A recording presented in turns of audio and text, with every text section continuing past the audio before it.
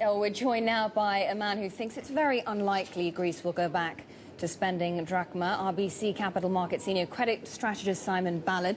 Thanks very much for speaking to us. So let me then ask you about this doomsday scenario that we're all hearing about, the possibility of Greece leaving the single currency. It makes for great headlines, but let's face it, you spent 10 years putting the Eurozone together. You spent a lot longer than that talking about putting it together.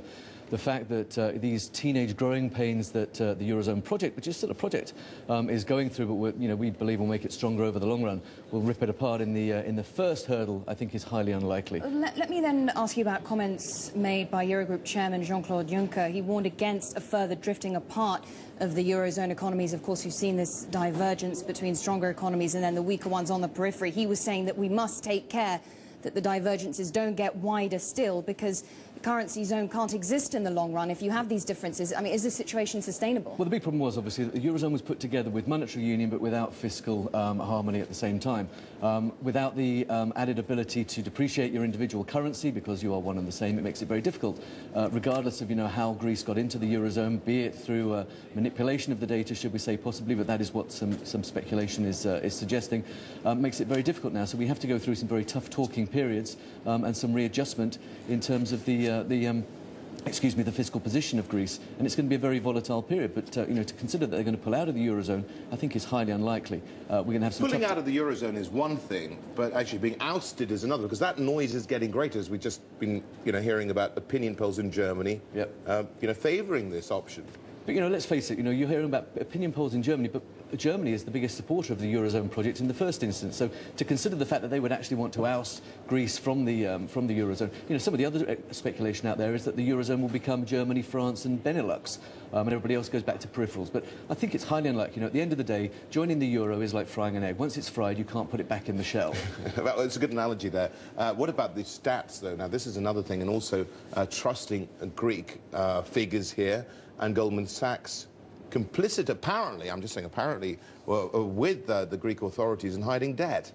No comment on the Goldman Sachs numbers, but let's face it, the restructuring and the balance sheet balancing that Greece has got to go through now in terms of reducing its budget deficit, it's something like $4,000 per member of the population. It's a population that isn't overly rich. Let's face it, the fact that the prospect of the EU coming forward with a blank cheque raises the issue of moral hazard.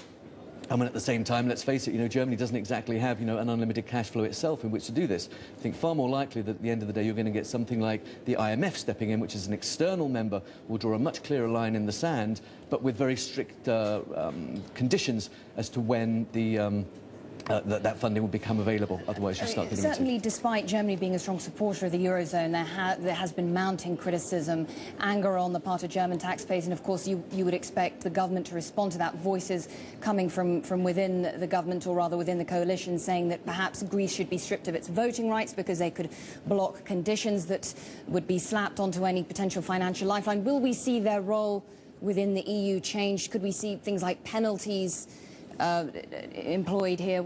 I guess there are a number of ways that the EU as a body can look to try and address these issues, but at the same time, whatever they do for Greece, they're going to have to address with other peripheral economies as well, because as soon as you start talking about a bailout for Greece, potentially, then you might get the Portugals, the Italies, the Spains, who will similarly have very structural, some severe structural problems to deal with over the next few months as well.